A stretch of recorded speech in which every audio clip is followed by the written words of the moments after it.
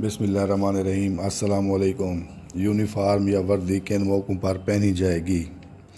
باب number 4، فقرہ number 4، ضمن 1، بمطابق پولیس رول۔ نمبر 1، تمام فرائض کی انجام دہی کے وقت وردی پہنی جائے گی۔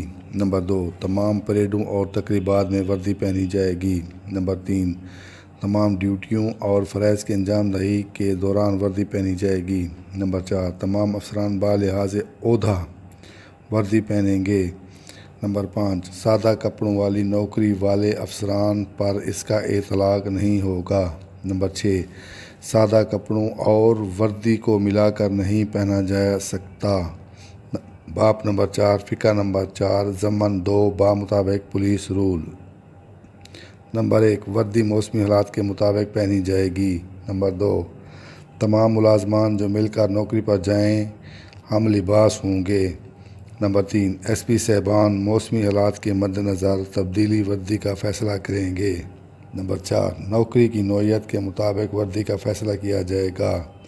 Number 5، deputy inspector general S P صاحبان کی رائے کو مد نظر رکھیں گے۔ نمبر 6، ڈپٹی انسپکٹر جنرل کو ایس پی صاحبان کے اختیارات اور فیصلے کو محدود نہیں کرنا چاہیے۔ باب نمبر 4، فقرہ نمبر 4، ضمن 3، بمطابق پولیس رول۔ نمبر 1، تمام پولیس افسران خوبصورت یونیفارم پہنیں گے۔ نمبر 2، پولیس افسران اس طرح ملبوس ہوں کہ ان کے پولیس افسر ہونے کی نسبت غلط فہمی نہ ہو۔ نمبر 3، عام طور پر جو پولیس افسر وردی میں ملبوس نہ ہو اس کو دفعہ نمبر 353 تعزیرات پاکستان کا تحفظ نہیں دیا جائے گا۔ جو پولیس افسران دیہاتوں میں ڈیوٹی سر انجام دے رہے ہوں۔ نمبر 4، موسمی اور دیگر حالات کو مدنظر رکھا جائے۔ نمبر 5، ہر موقع پر مناسب یونیفارم کا ہونا ضروری ہے۔ نمبر 6، تمام موقعوں پر چستی اور خوش لباسی کا خیال رکھا جائے گا۔ باب نمبر 4، فقرہ نمبر 4، ضمن 4، بمطابق پولیس رول۔ نمبر 1، افسران عدالتوں میں باحیثیت پیروکار سرکار وردی پہنیں گے۔ نمبر 2، افسران بطور گواہ عدالتوں میں پیشی کے وقت وردی پہنیں گے۔ نمبر 3، عام طور پر دوسرے افسر دفتری فرائض کے لیے وردی نہیں پہنیں گے۔